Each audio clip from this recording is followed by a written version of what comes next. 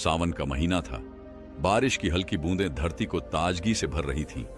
चारों ओर हरियाली फैली हुई थी और गांव के लोग अपने रोजमर्रा के कामों में व्यस्त थे। इस मौसम में गौतम बुद्ध अपने शिष्यों के साथ पास के एक गांव में प्रवास कर रहे थे। बुद्ध हर दिन सुबह सुबह गांव के चौराहे पर बैठते और वहां आने वाले लोगों को जीवन की गहरी शिक्षाएं देते। उनके शब्द जैसे जल की शीतल धारा लोगों के मन को शांत कर देते थे। गांव में बुद्ध की ख्याति बढ़ती जा रही थी। लोग उनकी शिक्षाओं को सुनने के लिए अपने काम छोड़कर आते। कुछ उनके प्रवचन से प्रेरित होकर अपने जीवन को बदल रहे थे। वहीं बुद्ध के शिष्य हर पल उनके साथ रहते, उनसे सीखते और उनके धैर्य और करुणा का प्रत्यक्ष अनुभव करते। लेकिन हर चमकती चीज सोना नहीं होती। जहां बुद्ध के प्रवचनों की सराहना हो रही थी, वहीं एक ऐसा व्यक्ति भी था जिसे यह सब स्वीकार नहीं था। वह व्यक्ति अत्यधिक अहंकारी था। उसके मन में बुद्ध के लिए ईर्ष्या और क्रोध का सागर उमड़ता था। ये तथागत कौन होते हैं हमें सिखाने वाले? उसने खुद से कहा। लोग इनके पीछे क्यों भाग रहे हैं? ये बस अपनी मीठी बातों से सबको फंसाना जानते हैं, पर मैं इन्हें बेनकाब करूंगा। उस व्यक्ति का नाम सुबंधु था। गांव में उसका बड़ा नाम था, शायद उसके पैसे और सत्ता के कारण, लेकिन भीतर से वह अकेला था। अपने क्रोध और अहंकार ने उसके रिश्तों को तोड़ दिया था। उसकी पत्नी और बच्चे उससे दूर हो गए थे। उसका गुस्सा उसकी सबसे बड़ी कमजोरी बन चुका था, लेकिन वह इसे स्वीकार करने को तैयार नहीं था। एक सुबह जब गांव के लोग बुद्ध के प्रवचन सुनने के लिए इकट्ठा हो रहे थे, सुबंधु ने यह तय कर लिया कि वह बुद्ध के सामने उनका मान मर्दन करेगा। उसके मन में एक योजना थी।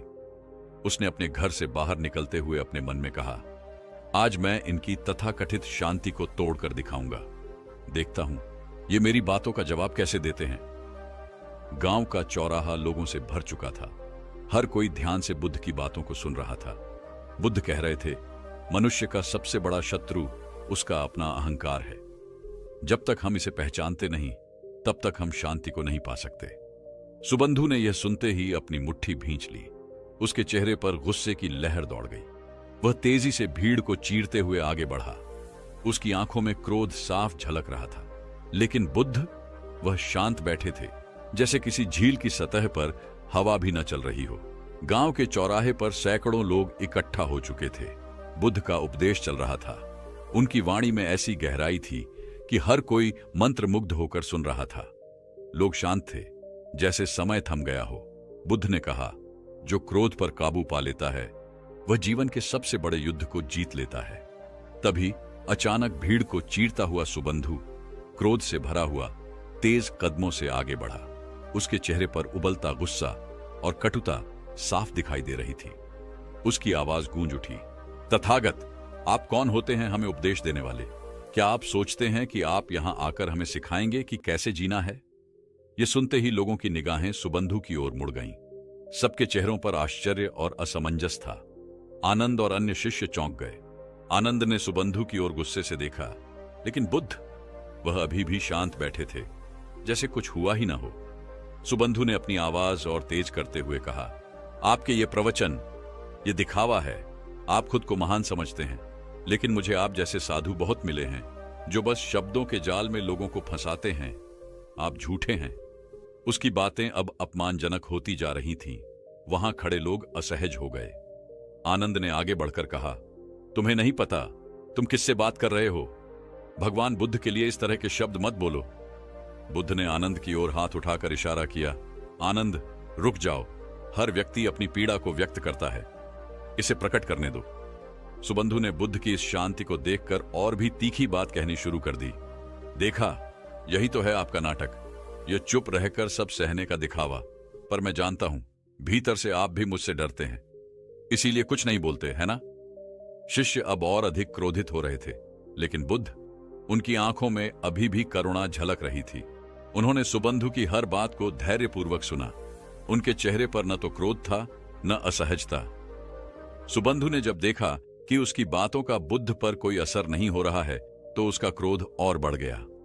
उसने भीड़ की ओर मुड़कर कहा, देखो, यह व्यक्ति तुम्हें शांत होने का पाठ पढ़ाता है, लेकिन खुद कुछ भी नहीं कर सकता। यह सब दिखावा है। लोग कुछ भी कहने से डर रहे थे, लेकिन उनके भीतर सवाल उठ रहे थे। बुद्ध आखिर कुछ क्यों नहीं कह रहे? वे क्यों इसे सहन कर रहे हैं?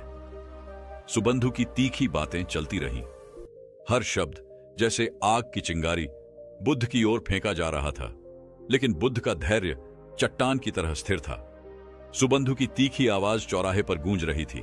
उसके शब्दों में क्रोध, अपमान और अहंकार का मेल साफ झलक रहा था। लोग सहमे हुए थे, शिष्य क्रोधित थे, लेकिन बुद्ध, वह शांत बैठे थे, जैसे पहाड़ पर बहने वाली हवा, स्थिर, गहन और अप्रभावित। सुबंधु ने अपनी बात खत्म करते हुए व्यंग्य से कहा, अब क्या हुआ तथागत? चुप क्यों हो? बोलिए, आप जैसे महान उपदेशक के पास मेरे सवालों का कोई उत्तर नहीं है? बुद्ध ने धीरे से अपनी आंखें उठाईं। उनके चेहरे पर मुस्कान थी, ऐसी मुस्कान जो किसी के भी मन को शांत कर दे। उन्होंने शांत और सधी हुई आवाज में कहा, भाई, यदि तुमसे एक प्रश्न पूछूं तो क्या तुम उत्तर दोगे? सुबंधु, जो अपने क्रोध के आवेग में था, अचानक ठहर गया। वह थोड़ा चौंक गया, लेकिन अपने स्वर को तीखा रखते हुए बोला, पूछो, तुम्हारा सवाल भी सुन लेते हैं। बुद्ध ने अपनी जगह पर स्थिर बैठते हुए कहा, यदि कोई व्यक्ति किसी को उपहार देता है और वह उपहार लेने से इनकार कर दे, तो वह उपहार किसके पास रहता है? सुबंधु को यह सवाल सुनकर समझ नहीं आया कि इसका क्या मतलब है। उसने व्यंग्य से हंसते हुए कहा, यदि कोई उपहार नहीं लेता तो जाहिर सी बात है, वह उस व्यक्ति के पास ही रहेगा जिसने उसे दिया। बुद्ध ने उसी शांति से उत्तर दिया, बिल्कुल सही कहा तुमने। और अब सोचो, तुम जो मुझे क्रोध, अपशब्द और अपमान का उपहार दे रहे हो, यदि मैं उसे स्वीकार न करूं तो यह उपहार किसके पास रहेगा? बुद्ध के शब्दों ने जैसे पूरे माहौल को स्थिर कर दिया। हर कोई स्तब्ध था। सुबंधु, जो अब तक आत्मविश्वास से भरा था, अचानक खामोश हो गया। उसने अपनी आंखें झुका लीं। बुद्ध ने अपनी बात को आगे बढ़ाया, भाई, क्रोध और अपमान भी वैसे ही हैं जैसे कोई उपहार। यह देने वाले का अपना चयन होता है, लेकिन लेने वाले का भी अधिकार है कि वह इसे स्वीकार करे या नहीं। मैं तुम्हारे क्रोध और अपमान को स्वीकार नहीं करता, इसलिए यह तुम्हारे पास ही रहेगा। शांति और स्थिरता के साथ बोले गए ये शब्द सुबंधु के भीतर गहराई तक उतर गए। वहां खड़ी भीड़ भी एकदम शांत हो गई। आनंद और अन्य शिष्य बुद्ध की बातों से प्रभावित होकर उन्हें निहार रहे थे। सुबंधु ने पहली बार अपने भीतर कुछ अजीब सा महसूस किया। वह समझ नहीं पा रहा था कि यह क्या था, शर्म, आत्ममंथन या कुछ और। लेकिन एक बात स्पष्ट थी, उसके शब्दों का बुद्ध पर कोई प्रभाव नहीं पड़ा था। इसके विपरीत उनके शब्द उसके भीतर एक तूफान पैदा कर चुके थे। सुबह का सूरज अब सिर पर आ चुका था। चौराहे पर पसरी खामोशी टूटने का नाम नहीं ले रही थी। बुद्ध के शब्द अभी भी हवा में गूंज रहे थे। क्रोध और अपमान देने वाले के पास ही रहते हैं यदि उन्हें स्वीकार न किया जाए। सुबंधु वहां खड़ा था, लेकिन उसकी आंखों में अब वह क्रोध नहीं था। वह चुपचाप सिर झुकाए वापस चला गया। भीड़ में सन्नाटा था, मानो सबने कोई अद्भुत चमत्कार देख लिया हो। जैसे जैसे लोग वहां से लौटने लगे, बुद्ध के शिष्य आनंद के मन में सवालों का तूफान उठने लगा। वह खुद को रोक नहीं पाया और बुद्ध के पास आकर बोला, भगवान, मैं समझ नहीं पा रहा हूं। वह व्यक्ति आपको अपमानित कर रहा था, आपके बारे में अपशब्द कह रहा था, और फिर भी आपने उसे कुछ नहीं कहा, न डांटा, न कोई प्रतिक्रिया दी। आखिर आपने ऐसा क्यों किया? बुद्ध ने आनंद की ओर देखा। उनकी आंखों में करुणा और धैर्य का मेल था। उन्होंने धीरे से पूछा, आनंद, अगर कोई तुम्हें गुस्सा दिलाने की कोशिश करे तो क्या तुम्हें गुस्सा आना जरूरी है? आनंद ने थोड़ी झिझक के साथ उत्तर दिया, भगवान, गुस्सा तो स्वाभाविक है जब कोई अपमान करे या भला बुरा कहे, लेकिन आपने कैसे यह सब सह लिया? मैं तो उस व्यक्ति पर क्रोधित हो गया था। बुद्ध मुस्कुराए। उन्होंने आनंद को अपने पास बैठने का संकेत दिया। आनंद, बुद्ध ने कहा, गुस्सा स्वाभाविक नहीं है, यह एक प्रतिक्रिया है, और हर प्रतिक्रिया हमारे अपने मन का चयन होती है। अगर मैं सुबंधु की बातों पर गुस्सा करता तो मैं उसकी तरह हो जाता। क्या मैं चाहता हूं कि मेरा मन उसके गुस्से से प्रभावित हो जाए? आनंद ने ध्यान से सुना, लेकिन उसकी जिज्ञासा कम नहीं हुई। उसने फिर पूछा, लेकिन भगवान, क्या आपको दुख नहीं हुआ? वह व्यक्ति आपकी निंदा कर रहा था, क्या आप उस अपमान को महसूस नहीं कर सके? बुद्ध ने एक गहरी सांस ली और मुस्कुराते हुए बोले, आनंद, अपमान तब तक नहीं पहुंचता जब तक हम उसे अपने भीतर जगह न दें। अगर कोई व्यक्ति आग लेकर आए और हम उसे ईंधन न दें, तो क्या वह आग जल पाएगी? मैं तो केवल करुणा का अभ्यास करता हूं, और करुणा का अर्थ है दूसरों की पीड़ा को समझना। सुबंधु के शब्दों में उसकी पीड़ा झलक रही थी। वह अपने भीतर के संघर्ष से लड़ रहा था, तो फिर मैं क्यों उसका गुस्सा अपने अंदर प्रवेश करने दूं? आनंद का चेहरा सोच में डूब गया। उसने गहरी सांस लेते हुए कहा, तो क्या इसका मतलब यह है कि हमें हर अपमान और निंदा को बस सहन करना चाहिए भगवान? बुद्ध की मुस्कान गहरी हो गई। उन्होंने आनंद की आंखों में देखा और बोले, आनंद, सहन करना भी एक कला है, लेकिन उसका उद्देश्य केवल सहना नहीं है। यह हमें भीतर से मजबूत बनाता है, और जब हमारा मन स्थिर और शांत होता है, तभी हम दूसरों को समझ सकते हैं। आज तुमने देखा कि सुबंधु ने मुझे जितना क्रोधित करने की कोशिश की, मैं उतना ही शांत रहा। क्या तुम जानते हो क्यों? आनंद ने उत्तर में केवल सिर हिलाया। वह समझना चाहता था। सुबंधु गांव की पगडंडी पर धीमे धीमे चल रहा था। उसके कदम थके हुए थे और मन अशांत। बुद्ध के शांत उत्तर ने उसके भीतर कुछ ऐसा जगा दिया था जिसे वह पहचान नहीं पा रहा था। क्रोध, जो उसकी पहचान बन चुका था, पहली बार उसे बोझिल लग रहा था। गांव से दूर एक पुराना बरगद का पेड़ था। सुबंधु वहां जाकर बैठ गया। उसने अपनी मुट्ठियां भींच लीं और अपने आप से कहा, यह क्या हो रहा है मुझे? मैं हमेशा सही रहा हूं। लोग मुझसे डरते हैं, मेरा सम्मान करते हैं, लेकिन आज उस तथागत के सामने ऐसा क्यों लगा कि मैं हार गया हूं? उसके भीतर का अहंकार उसे कचोट रहा था, लेकिन बुद्ध की मुस्कुराहट और उनके शब्द बार बार उसकी यादों में गूंज रहे थे। यदि कोई उपहार स्वीकार न करे, तो वह वापस देने वाले के पास रहता है। सुबंधु के चेहरे पर अचानक एक बेचैनी उभरी। उसने खुद से पूछा, क्या यह क्रोध, यह कटुता मेरे ही पास रह गई है? मैं इसे दूसरों पर फेंकता हूं, लेकिन शायद वे इसे कभी ले ही नहीं पाए। क्या मैं ही इसका भार ढो रहा हूं? उसकी आंखें भर आईं। उसने अपने चारों ओर देखा। पेड़ों की सरसराहट, पक्षियों की चहचहाहट, सब कुछ उसे शांत करने की कोशिश कर रहा था, लेकिन उसके भीतर का तूफान थमने का नाम नहीं ले रहा था। पहली बार उसने अपने जीवन पर नजर डाली। क्यों मैं हमेशा गुस्से में रहा? क्यों मैंने हर किसी को चोट पहुंचाई? क्या मैं वाकई इतना कमजोर हूं कि मुझे अपना अस्तित्व साबित करने के लिए दूसरों को अपमानित करना पड़ा? बरगद के नीचे बैठे बैठे सुबंधु फूट फूट कर रोने लगा। उसने अपने सिर को घुटनों में छिपा लिया। उसकी आंखों से आंसू लगातार बह रहे थे। यह वही व्यक्ति था जो कुछ घंटे पहले तक अपने क्रोध और अहंकार में डूबा हुआ था। अब वह अपनी ही कमजोरियों के सामने खड़ा था। कुछ देर बाद सुबंधु ने सिर उठाया। उसका चेहरा आंसुओं से भीगा हुआ था, लेकिन उसकी आंखों में एक नई चमक थी। उसने मन ही मन कहा, मुझे तथागत के पास लौटना होगा। मुझे उनसे माफी मांगनी होगी। शायद मैं उनसे कुछ सीख सकूं। शायद वह इस बोझ से मुझे मुक्त कर सके। सुबंधु ने धीरे धीरे गांव की ओर कदम बढ़ाए। हर कदम के साथ उसका हृदय हल्का हो रहा था। वह जानता था कि यह आसान नहीं होगा। भीड़ के सामने माफी मांगना, अपने अहंकार को तोड़ना, यह सब उसके लिए असंभव जैसा था। लेकिन बुद्ध की करुणा ने उसे कुछ नया अनुभव करने का साहस दिया था। गांव पहुंचने पर बुद्ध अब भी उसी स्थान पर बैठे थे। उनके शिष्य और अनुयायी उनके चारों ओर शांत मुद्रा में बैठे थे। वहां का वातावरण शांत और पवित्र था। सुबंधु ने दूर से बुद्ध को देखा। उनका चेहरा अभी भी वैसा ही था, मुस्कुराता हुआ, शांत और गहरा। सुबंधु के कदम धीमे हो गए। उसकी सांसें तेज हो रही थीं। क्या मैं माफी मांगने के काबिल हूं? उसने खुद से पूछा, लेकिन फिर उसने खुद को संभाला। अगर मैं आज नहीं गया तो शायद कभी नहीं जाऊंगा। मुझे यह करना ही होगा। सुबंधु ने भीड़ के पास पहुंचकर अपनी जगह बनाई। सब उसे देखकर चौंक गए।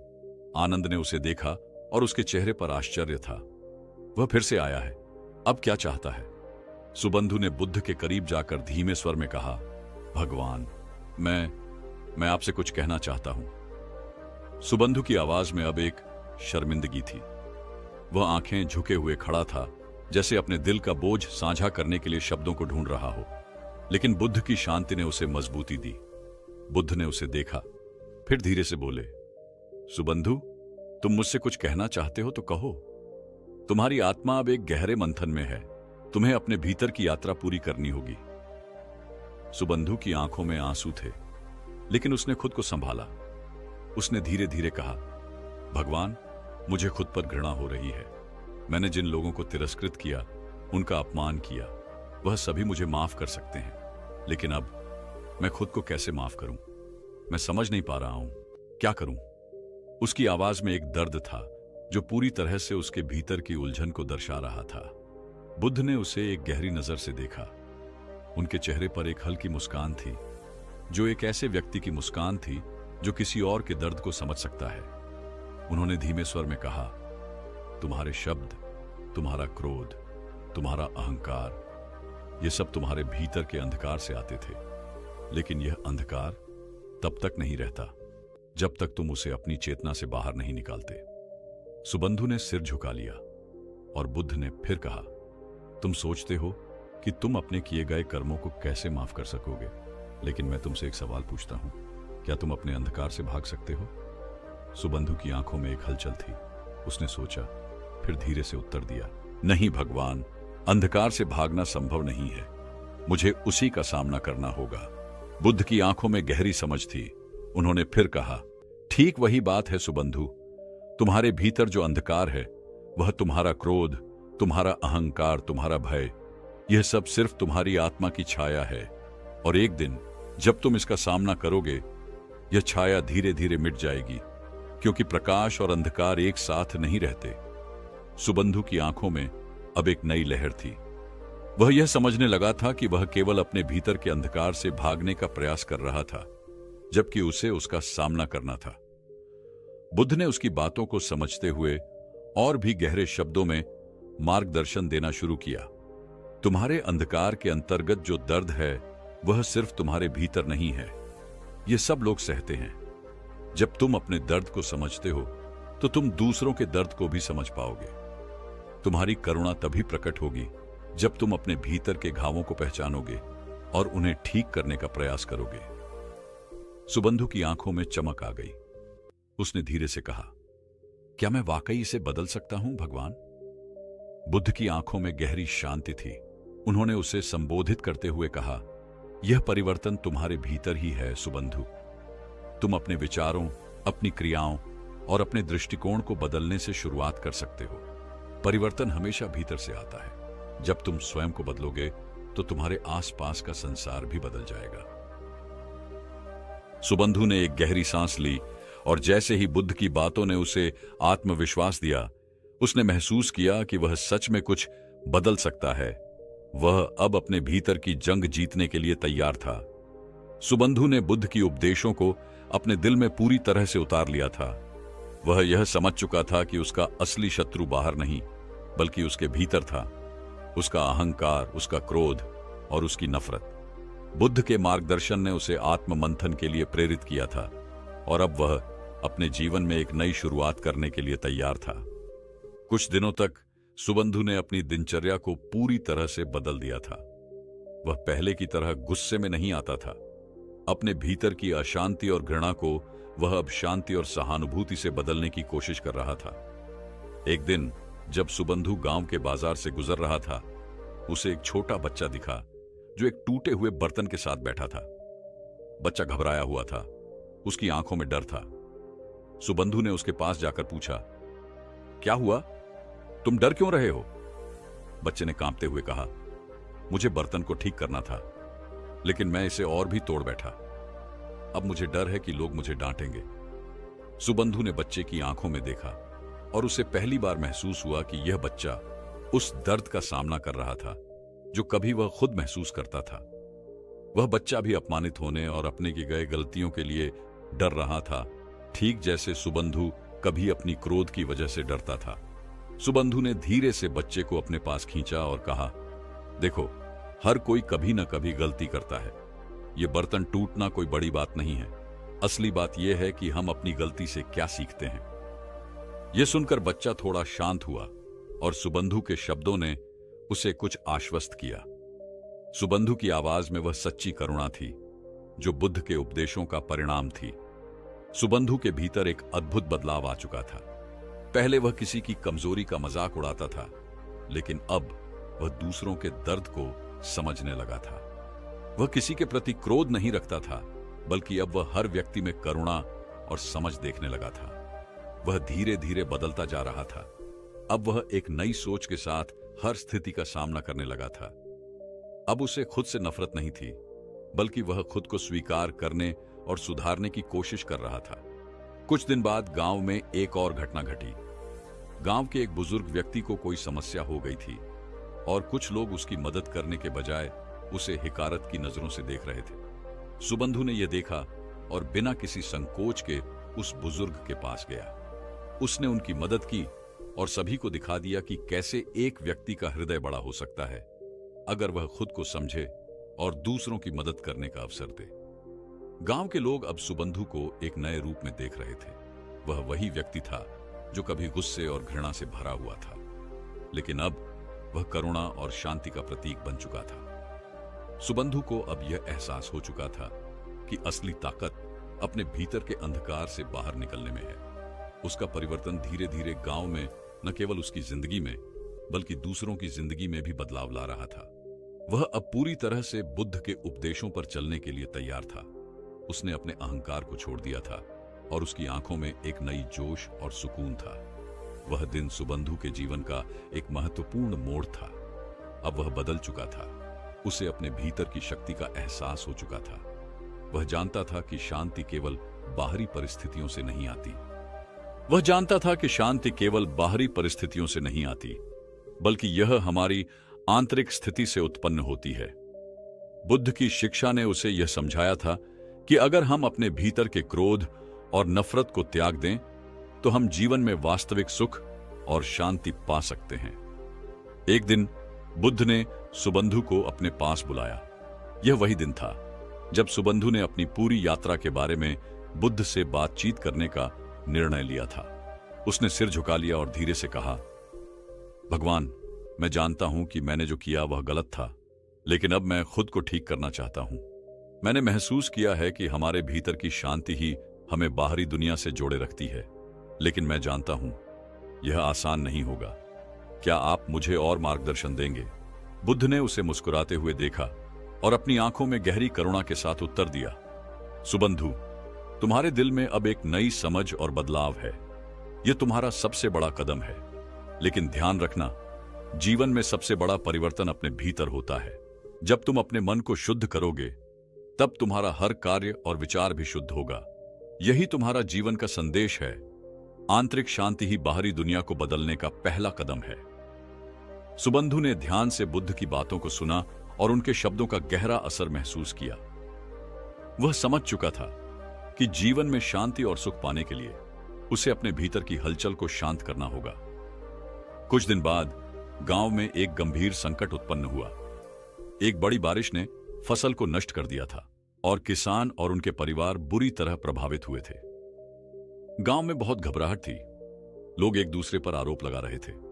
ऐसे समय में सुबंधु ने बुद्ध के उपदेशों को याद किया और एक कदम आगे बढ़ते हुए वह गांव वालों के पास गया। उसने उन्हें समझाया, देखो, हम सबके जीवन में दुख आते हैं, लेकिन यदि हम एक दूसरे का साथ नहीं देंगे तो हम कभी भी इस दुख से बाहर नहीं निकल पाएंगे। हमें अपने भीतर की नफरत और गुस्से को छोड़कर एकजुट होकर इस संकट का सामना करना चाहिए। सुबंधु की बातें गांव के लोगों के दिलों को छू गईं। उसने पहले की तरह गुस्से और हिंसा का सहारा नहीं लिया, बल्कि वह शांति और सहयोग की बात कर रहा था। धीरे धीरे लोग उसकी बातों को समझने लगे और एकजुट हो गए। वे मिलकर किसानों की मदद करने के लिए जुट गए और सब मिलकर काम करने लगे। सुबंधु का परिवर्तन अब गांव में साफ दिखाई दे रहा था। उसने पहले की तरह लोगों को दोष देने और नफरत करने के बजाय उन्हें प्रेम और सहायता का मार्ग दिखाया था। गांव में अब एक नई उम्मीद और साहस का संचार हो चुका था। बुद्ध ने सुबंधु की ओर देखा और कहा, यह तुम्हारा सबसे बड़ा उपहार है सुबंधु।